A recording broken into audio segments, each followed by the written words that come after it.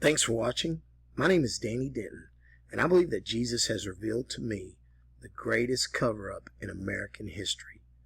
I'm a retired Texas public school teacher and coach, and over the years, God has just shown me things that I think He wants to reveal to the world.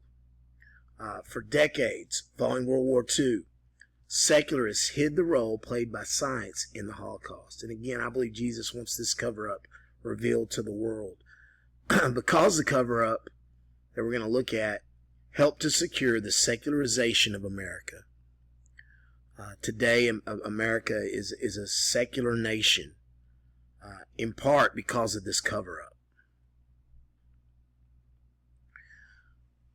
We're going to look at the methods used by secularists to hide the truth and to hide the role played by science in the Holocaust. And we're going to start with academic silence.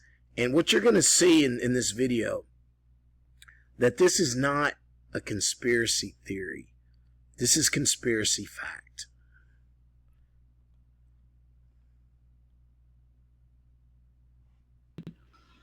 Patricia, welcome to our webinar today. It's so great to have you here.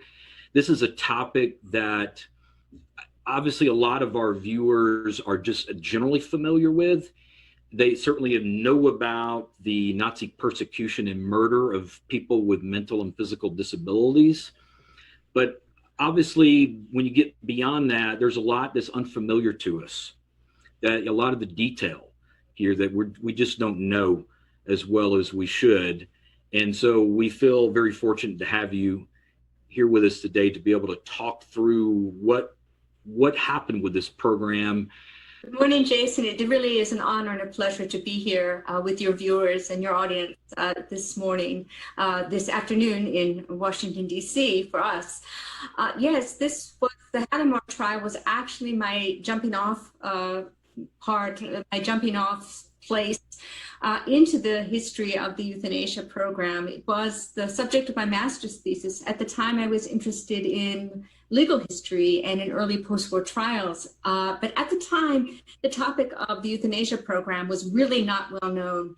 The first books on euthanasia had just come out in 1985 in German. So at the time I was writing this, which would have been about 1986, 1987, just to give away my age, there was almost nothing about this in English, and it drew my immediate interest, and I've been working on it ever since.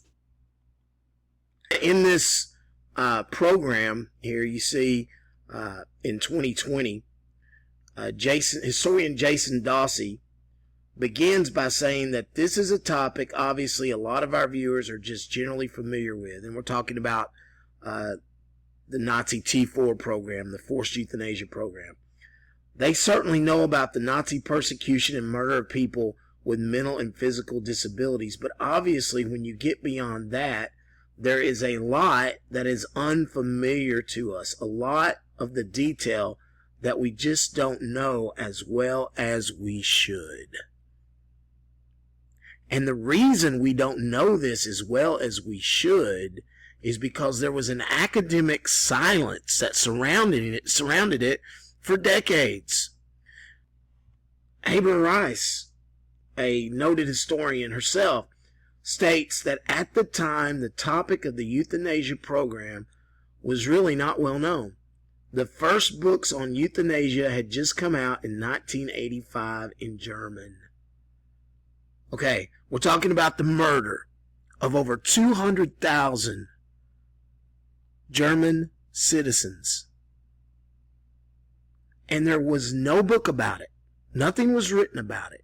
Academia was silent on it. It is amazing to me that there was no book written about it until 1985. And we're going to see why. We're going to see why a little later, because all these methods sort of overlap. And I'll talk specifically about Nazi euthanasia and why it was so important for secularists to just go total radio silence on the subject of euthanasia. And we'll talk about that in a minute. But again, This is one a smoking gun, if you will, in terms of the silence that occurred following World War II regarding the role played by science in the Holocaust. Okay, and speaking of smoking guns, this is an essay written by Arthur Caplan, The Relevance of the Holocaust to Bioethics Today. This was published in 1994. And as you look at this information, again, we're talking not about conspiracy theory. We're talking about conspiracy fact. Here's Caplan. He says the relative silence until recently in the field of bioethics about the Holocaust and the role in it played by Nazi medicine and biomedical science. He's saying that there's been a silence. He says only in the past few years that we've had some analyses that have started to appear about this situation. So again, this is a fact.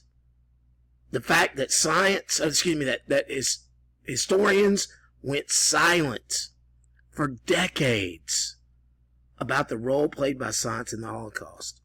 And the reason they did is because they feared that America would totally outlaw the teaching of evolution in their public schools, in their universities, public universities, if the truth had come out following World War II. And the next part of this quote, I think, is really even more important. Right here at the top, it's continuing with Caplan. It says, there is also an aversion to taking a long look at what health professionals and scientists did during the years before and throughout the Holocaust. An aversion. And then Caplan goes on to explain the aversion. He says whether it was building a gas chamber, running a transportation network, or selecting who would die on the basis or based on psychological, physical, or anthropological examination, here it is right here. Science permeates the Holocaust. And for those who see medicine and science as bound by a higher moral code, that is a very difficult fact to accept.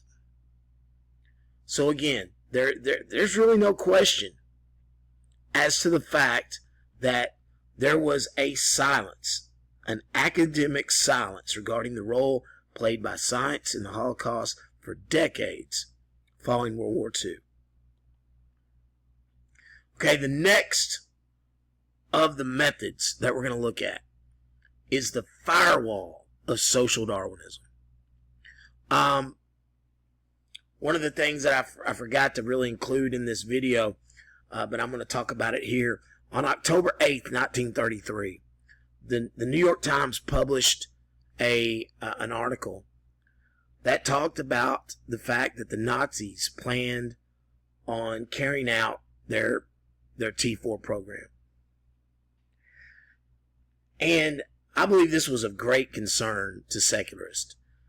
I didn't really want to talk much about this, but the truth is that in the 1920s, early 1920s, William Jennings Bryan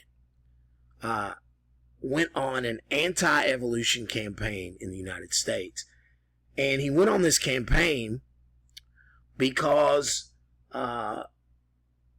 he had read a book called Headquarters Nights by Vernon Kellogg. And in this book, Kellogg details the fact that the German General Staff during the First World War had really imbibed Darwinism, and they used it as a rationale for their terrible treatment of the Belgian people. Thousands of Belgians were murdered during the early days of the First World War. And again, Bryan reads this, and he becomes the arch enemy of evolution. And the reason he's at the Scopes trial is because his campaign had been so successful in Tennessee, they'd passed a law restricting the teaching of evolution. And in 1933, again, first of all, what had Bryan warned against? He had warned about the deadly combination of German militarism and Darwinism. That was his focus, or one of his main focuses. And as you see here, following World War II, secularists are scared because they do not want this connection to be made known to the world. They're worried about this connection. So one of the things you have is you have this firewall that's created. It's created to really be a scapegoat for the sins of Darwinism, because no one was talking about social Darwinism before 1944. The whole concept of social Darwinism is really created. Not that no one had ever heard of it before 1944, but we're going to see that it becomes a scapegoat to protect Darwinism from the stain of Nazi atrocity. A few years ago, Richard Weikert, who is scheduled, is Richard here? Yes, discovered a fascinating letter from fairly late in Darwin's life to a correspondent in Germany that shows, you can see it quoted as the third quotation here, I don't need to read it, how he was retaining this notion that his ideas of struggle for survival, natural selection did apply to human beings. So there clearly was a basis simply from reading Darwin himself for thinking that maybe Darwinism, with its emphasis on natural selection and struggle for survival, would indeed apply to human societies. And what has happened, at least in the past 60 or 70 years, is that scholars have gone back and labeled everything that could have been influenced by Darwin that they didn't like as social Darwinism. So again, Ron Numbers, historian, I believe he was at the University of Wisconsin at that time, he says this, and what has happened, at least in the past 60 or 70 years, is that scholars have gone back and labeled everything that could have been influenced by Darwin that they didn't like as social Darwinism. I mean, he's saying it right there. He's describing the firewall of social Darwinism. So where did this come from? Well, we've seen that the term social Darwinism began to be used in the United States among a small group of sociologists in the early 20th century. Didn't attract much attention. Certainly wasn't going to get in textbooks for any work. And I hate to say this because I don't generally believe in the great men of history approach, but it was largely one person who pulled this off, Richard Hofstadter. He was a young historian. This was, in fact, his dissertation he published as Social Darwinism in American Thought, came out in 1944. Now, Richard Hofstadter was probably one of the 5 most influential American historians in the 20th century. Anyway, he put this into play right in the middle, near the end of World War II. It caught on very quickly. If you look at hits, when you do these literature searches, it's just, that's when it takes off after the publication of Richard Hofstadter's book. Because of his growing influence, it became, as I say, a staple in virtually every history of the U.S., and 99% of it is wrong.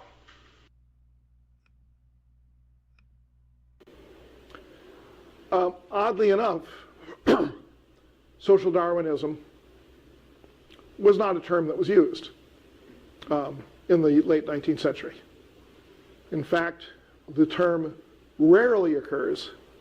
I think the first appearance, it is used once, I think around 1877, but it rarely occurs in any literature at all until 1944. And the person who put social Darwinism on the map was a member of the Columbia History Department, Richard Hofstadter. In 1944, he wrote a book called Social Darwinism in America. From that time on, a label was available to talk about things that were considered particularly pernicious and unscientific about late 19th century thought. So some people have said, well, did Hofstadter invent social Darwinism? Not really. The word actually does exist, but it was rarely used until Hofstadter did it. Other textbooks, some of them use Herbert Spencer's name in particular, and others simply discuss social Darwinism as if it were a movement that was actually recognized, say in the sense that Darwinism was. Nobody denies that Darwinism was a buzzword and a very important and controversial one in the late 19th century, just that social Darwinism was not. Okay, so we see that social Darwinism was really not a thing until 1944. And we're going to see in this, this was an essay, or this is an essay written by Thomas C. Leonard, called The Origins of the Myth of Social Darwinism. And I want to read a couple of quotes here. This essay inquires into the implied historical puzzle. How is it that social Darwinism, which should refer neutrally to the application of Darwinian ideas to society, has instead become an indictment? Well, it's because Hofstadter fashioned it to become an indictment, a label to be placed on those things like the Nazi atrocities that would have otherwise cast aspersion on science. What was mainstream science? So again, this last quote, social Darwinism gained meaningful currency only with a book that declared the concept long dead. So, Hofstadter in Social Darwinism in American Thought, he basically says this concept is long dead, but he revives it as an idea so it could be used as a firewall. And here's an example. Here's an example of the firewall of social Darwinism in action. Death and Deliverance. This is one of the very first books in the English language about Nazi euthanasia. And here's what Michael Burley, an important historian in all of this, Burley would also create a film called Selling Murder that really got me into all this in the first place. And we'll look at some clips from Selling Murder in a minute. But here's what Burley says. Which common techniques and themes can be discerned in these hereditary health propaganda films of the 1930s? He's talking about the films made by the Nazis to promote their T4, their forced euthanasia program. And here's what he says. Most obviously, these films promote a crudely social Darwinian view of life as a perpetual struggle for survival amidst a hostile natural environment. So these weren't Darwinian ideas. No. Even though, as we saw in the first clip with Ron Numbers, that Richard Weikart, another incredibly important historian in all this, Dr. Weikart had come across a letter that Darwin had written to a correspondent in Germany. And in the letter, basically, Darwin promotes social Darwinism. He promotes this idea that Darwinism should be applied to society. But again, that all had to be covered up. So now we have this new firewall. So anything that was going on with the Nazis or any other group even before that was now considered, oh, that was social Darwinism. These people had a perverted view of science, even though Germany was the center of science. It was the center. If you wanted a scientific education, you went to Germany prior to World War II.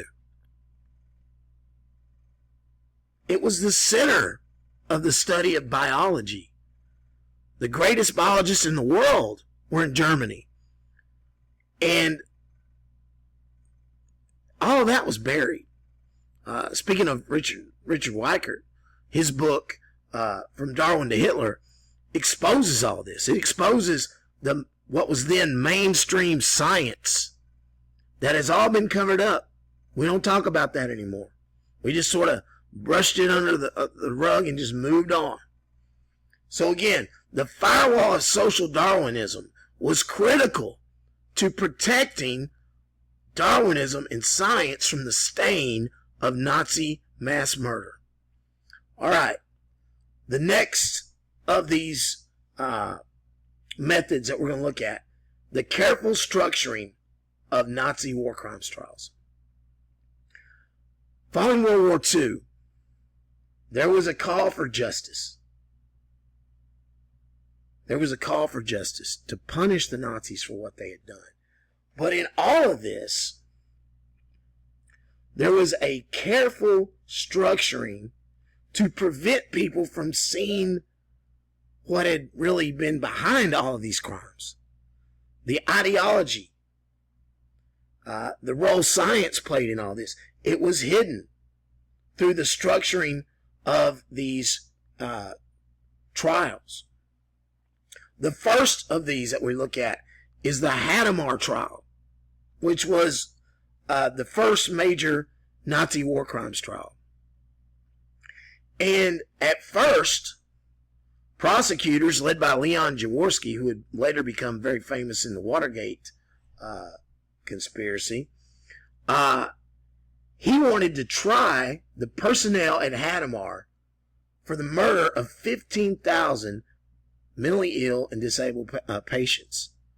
So he wanted to try them for Hadamar's part. Hadamar was a hospital, a psychiatric hospital, where children first and then later adults were murdered. Physically disabled, mentally ill patients were murdered at Hadamar. But the American prosecution team was prohibited from trying the Hadamar personnel for these crimes. And you see here what Herber had to say, Patricia Herber, who wrote this essay, Early Post-War Justice in the American Zone. She says that only the careful American reader that autumn could guess that Hadamar had a bloody history long before the summer of 1944. When these Eastern workers, there were a handful of Polish and Soviet workers who had diseases. Can't remember what they had, but they were brought to Hadamar and they were killed. And these were the only murders that the Americans were allowed to try the Hadamar personnel on during that first trial. So again, it covers up these euthanasia killings, because people might start asking questions. So all that's covered up. This next source comes from Michael R. Morris, and he writes about the Nuremberg doctors' trial, which happened, I believe, a couple years later, year and a half maybe later, after the Hadamar trial. And you see here this quote: "In their eagerness to establish the link with Nazism, the prosecutors and the judges largely ignored the degree to which racist and eugenic thought had become well established, if not dominant, in medical thinking before the Nazi seizure of power." Again, going back to all that information that Weikert brings out in his book, From Darwin to Hitler, all the scientific racism that had been well established prior to the Nazis. The whole concept of a master race, that comes from Ernst Haeckel. And he was writing in the 1800s. So Hitler did not create the concept of the master race. That was a quote-unquote scientific idea. Because Haeckel had said that there were 12, eventually he said that there were 12 species of human beings. And obviously he put the Germans on top. So again here, the last part of this quote: "Virtually no one looking at this issue today would discount so totally the medical and ideological background of the atrocities that were the subject of the doctor's trial." Wow. Wow. Today we would focus on that. Today we would want to understand the background. Then, nope. Nope, we got to bury this. We don't want to talk about this. We only want to talk about how this all related to to Nazism. So again, these war crimes trials were carefully structured to make sure that the truth was hidden. The first day, I believe it was the first day of the Nuremberg doctor's trial, in the New York Times, there was a long article. And in that article, there was less than a full sentence devoted to euthanasia. The rest of it was focused on all the terrible experiments that the Nazis did. So the doctor's trial was dominated by that, and certainly the coverage of it was. So this whole concept of euthanasia was hardly even focused on, especially in the American media. So this last excerpt here, I think, is really important. In its preoccupation with experiments, the doctor's trial obscured rather than clarified. It obscured on purpose. There was a reason why it obscured. Again, to hide the role played by science in the Holocaust. That was the goal here, and they accomplished it.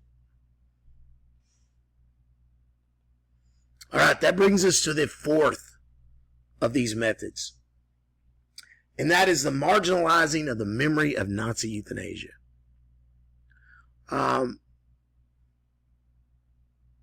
At least with the Holocaust, there were some books that were written. But with Nazi euthanasia, there was nothing. Nothing.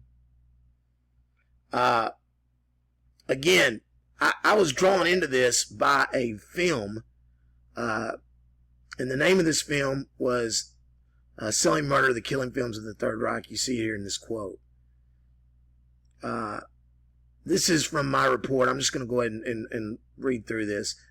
Nazi euthanasia was the key to connect, and I say my report, it's God's report. Jesus gave it to me. Nazi euthanasia was the key to connecting science to Nazi atrocities. In Selling Murder, the Killing Films of the Third Reich, historian Michael Burley states that the Nazi propaganda films promoting forced euthanasia, and I quote, provide a chilling insight into the perverted thinking that underpinned mass murder. So if you want to understand why the Nazis were killing folks, you need to look at these videos. You need to look at the films that they made. Those films were banned. We'll see that in a minute. That's the last method we'll talk about. This all sort of overlaps. But you see here in Viewing, Selling, Murder, it becomes obvious that the ideas that led the Nazis to murder 200,000 mentally and physically disabled persons were derived from Darwinism. That's where they got the idea. Burley includes numerous excerpts from Nazi films which use language associated with Darwinism to promote the murder of disabled persons. Okay. This is from Henry Friedlander. With the marginalizing of the memory of Nazi euthanasia, there's going to be another wall created. Just like you have the firewall of social Darwinism, you've got a wall of division that's created to divide the Holocaust, to separate the Holocaust from Nazi euthanasia. And we'll talk about why in just a minute. But let's see what Friedlander had to say. It says, by the mid-1980s, my reading of the documents had convinced me that the euthanasia program had been intimately connected to Nazi genocide. And then he goes on to say, I began to see that euthanasia was not simply a prologue, but the first chapter of Nazi genocide. And when you look at the methods that were used, I mean, the gas chambers, where were those first developed? Places like Hadamar. These psychiatric hospitals that were killing mentally and physically disabled people. Okay, the last thing really here from Friedlander. Since the publication in the mid-1950s of Gerald Reitlinger's work on the so-called final solution, historians have characterized the Nazis' murder of the European Jews as totally different from their murder of other groups. There's a reason. There's a reason why you have this division. Again, Friedlander is saying right here, going back, I began to see that euthanasia was not simply a prologue, but the first chapter of genocide. He began to realize that you have to include it all together. But it had been divided. It had been divided for a purpose. And again, quoting the report that God gave me, here's the purpose. Intellectuals recognized if they could isolate the Jewish Holocaust from Nazi euthanasia, then they could better hide the scientific roots of Nazi genocide. If every time an instructor taught a class about Nazi genocide, that instructor had to mention euthanasia, it would be very difficult to hide the scientific roots. Conversely, if instructors could be free to speak only of the Jewish Holocaust, then the role played by science in Nazi atrocities could be completely ignored. When you look at the videos that I'm about to show you, there's no doubt that euthanasia was the product of Darwinism, of eugenics. There's no doubt. That had to be covered up. That had to be concealed. They had to take euthanasia and isolate it. Again, they don't write a book about it. There's no books in English, at least, about Nazi euthanasia till the 1990s. There's a reason for that.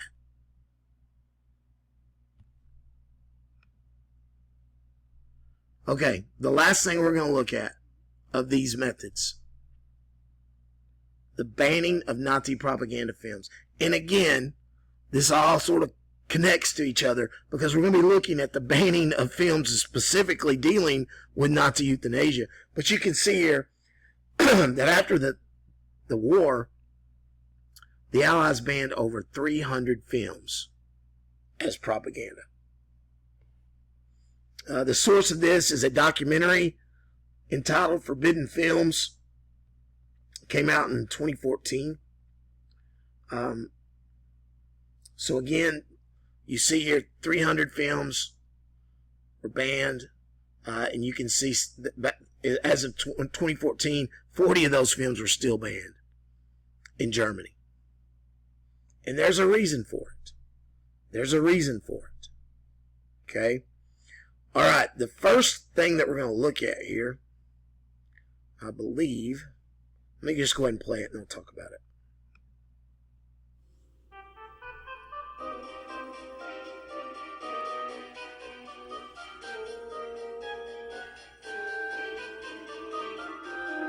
Tonight, recently discovered Nazi films reveal how Hitler justified his brutal euthanasia campaign in selling murder.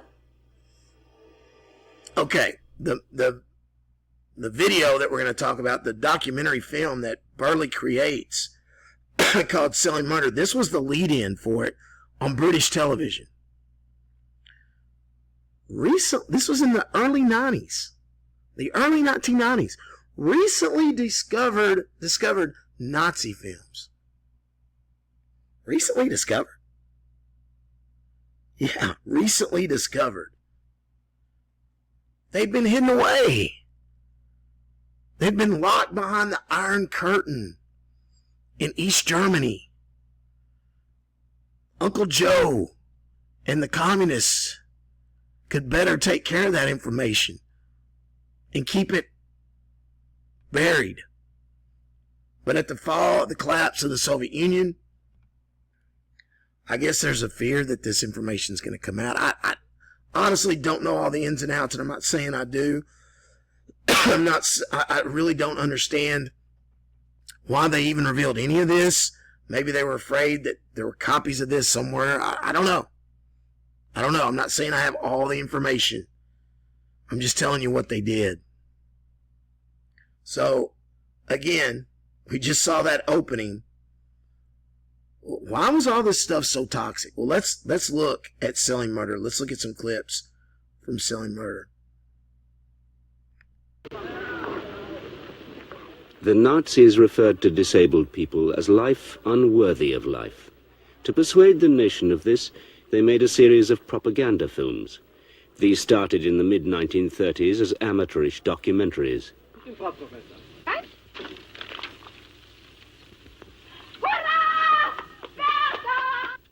They ended in the early 1940s with a highly sophisticated feature film using far more subtle and insidious methods of persuasion. Together, these films provide a chilling insight into the perverted thinking that underpinned mass murder. Again, these films provide a chilling insight into the what they call perverted thinking, which I think was just mainstream science at the time.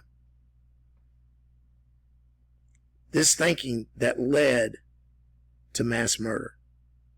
And we're going to see what are they talking about? These films are going to give us an insight into the perverted thinking. Well, what was that thinking? It was Darwinian thinking. The Inheritance, while still ostensibly advocating sterilization, raises the idea of killing even more explicitly. Herr Professor, Aufnahme! Combining drama with documentary footage, the film is set in a fictitious laboratory making educational films to illustrate the struggle for existence. Professors are used to lend its questionable premises an air of irrefutable scientific authority. Wir haben da eine ganze Reihe Aufnahmen vom Kampf ums Dasein gemacht. Wollen wir sehen, was wir für Herrn Professor Wenger gebrauchen können. Anfangen! Drawing on natural history footage, the film remorselessly advocates killing the weak until even the laboratory assistant has grasped the point. Unter diesen Tieren hält die Natur ihre unerbittliche Auslese. Der kranke Vogel fällt der Katze zum Opfer. Der schwächliche Hase wird vom Verfolger erwischt. Selbst unter gleichen Artgenossen finden Kämpfe statt, denen der Schlechtere zum Opfer fällt. Manche Vogelmutter merzt sogar rein instinktmäßig schlecht entwickelte Junge aus. Dann treiben die Tiere also eine regelrechte Rassenpolitik. In gewisser Hinsicht ja. So again, we're seeing that language associated with Darwinism is being used to promote the killing of the weak. That's why these films had to be banned. That's why that's why they were recently discovered Nazi films in the 1990s. It's because they had to be banned. They had to be put away. They had to be buried. Because if people had learned in the 1940s about the role played by science in the Holocaust, they would have outlawed the teaching of evolution in public schools and public universities. Conclusion, well, you know, I believe God gave me this information. So I believe it's up to Him to lay on every heart why this material matters. I believe there's lots and lots of implications of this material. So many. But again, I believe it's my job to show you the information and then let God lay it on your heart why it's so significant, why it's important. I believe it's important for a lot of reasons, but I'm going to keep those reasons to myself because I'm just the deliverer of the information. And I thank God for giving me the opportunity to share this information, and I appreciate you watching today. If you want to learn more, you can go to the website, greatestcoverup.info. There's more information. You can download the report from there. So again, thank you for watching. I really do appreciate it.